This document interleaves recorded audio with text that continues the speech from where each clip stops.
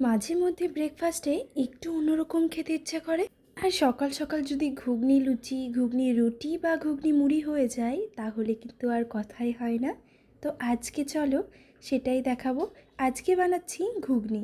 সেই জন্য আমি ওভারনাইট মটরগুলোকে ভিজিয়ে রেখেছিলাম। সকালবেলা উঠে ভালো করে ধুয়ে মটরগুলোকে আলাদা করে জল দিয়ে ভালো করে পরিষ্কার করে নিয়ে প্রেসার কুকারের মধ্যে দিয়ে দিলাম এক টুকরো আদা, দিলাম গরম মশলা যার মধ্যে রয়েছে দারচিনি, এলাচ, লবঙ্গ, দিয়ে দিলাম একটা তেজপাতা। এবার কিছুটা নুন দিয়ে ভালো করে মিশিয়ে নিয়ে এবার এটাকে সেদ্ধ হতে দিয়ে দিলাম। 5টা সিটি দিয়ে দিলাম যাতে খুব ভালোভাবে মটরগুলো সেদ্ধ হয়ে যায়, শক্ত একদম না থাকে। এবার সিটি দিয়ে নামিয়ে রেখে কড়াই বসিয়ে দিয়ে কড়াইটা খুব ভালো করে গরম করে নিলাম। গরম করে নিয়ে দিয়ে দিলাম সর্ষের তেল, তারপর ছোট ছোট টুকরো করে কেটে রাখা আলুগুলো দিয়ে লালচে করে ভেজে তুলে নিলাম। আলুগুলো ভাজা হয়ে গেলে ওই কড়াইতে আবারও কিছুটা তেল দিয়ে দিলাম গোটা গরম মশলা, গোটা জিরে। ভালো করে ফুটে উঠতেই এবার এর মধ্যে দিয়ে দিচ্ছি মশলা। দিয়ে দিলাম মশলাটার মধ্যে ছিল আদা, কাঁচা লঙ্কা, পেঁয়াজ, 2 টুকরো রসুনের কোয়া, কিছুটা জিরে দিয়ে ভালো করে মিহি একটা পেস্ট করে নিয়েছি। মশলাটা দিয়ে ভালো করে নাড়াচাড়া করে নিয়ে এবার একে একে এর মধ্যে গুঁড়ো মশলাগুলো অ্যাড করব। দিয়ে দিলাম পরিমাণ মতো নুন, কিছুটা হলুদ গুঁড়ো, কিছুটা জিরে ধনে গুঁড়ো, কিছুটা কাশ্মীরি লঙ্কার গুঁড়ো দিয়ে ভালো করে মিশিয়ে নিয়ে এবার কিন্তু এটাকে ঢাকা দিয়ে কষিয়ে নিতে হবে যাতে কাঁচা কাঁচা গন্ধটা না থাকে। যতক্ষণ না মশলা থেকে কাঁচা গন্ধটা যাচ্ছে ততক্ষণই কিন্তু ঢাকা দিয়ে খুব সুন্দরভাবে কষিয়ে নিতে হবে।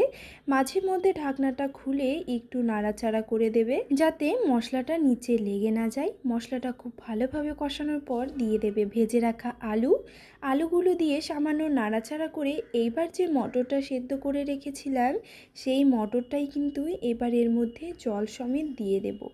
কড়াইতে মটরটা দিয়ে কোনো রকম ভাজার কোনো দরকার নেই, তাহলে মটরটা শক্ত হয়ে যাওয়ার ভয় থাকতে পারে। এই জন্য জল সমেত মটরটা দিয়ে ভালো করে সব কিছুর সঙ্গে মিশিয়ে নিয়ে এবার কিন্তু ঢাকা দিয়ে এটাকে কুক হতে দিতে হবে। দেখতেই পাচ্ছ কালারটা কত সুন্দর লাগছে দেখতে। আর সকাল সকাল এই রকম যদি ঘুগনি পাওয়া যায় সবার মনটাও কিন্তু ভালো হয়ে যাবে। ঢাকা দিয়ে মিনিট 10 মতো এটাকে কুক হতে দিয়েছিলাম। জলটাও অনেকটা শুকিয়ে এসছে। এবার এটাকে ভালোভাবে নাড়াচাড়া করে নিয়ে এর মধ্যে দিয়ে দেব একটা ভাজা মশলা।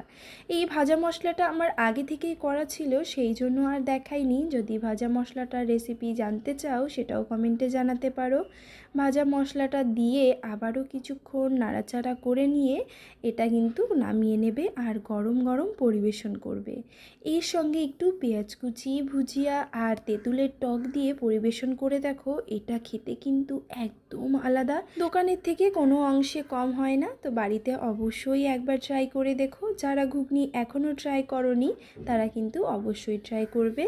আজকের রেসিপিটা কেমন লাগলো কমেন্টে জানাতে ভুলো না। ভালো লাগলে লাইক করো, শেয়ার করো আর সাবস্ক্রাইব করো। টাটা, চলে আসবো নতুন ভিডিও নিয়ে।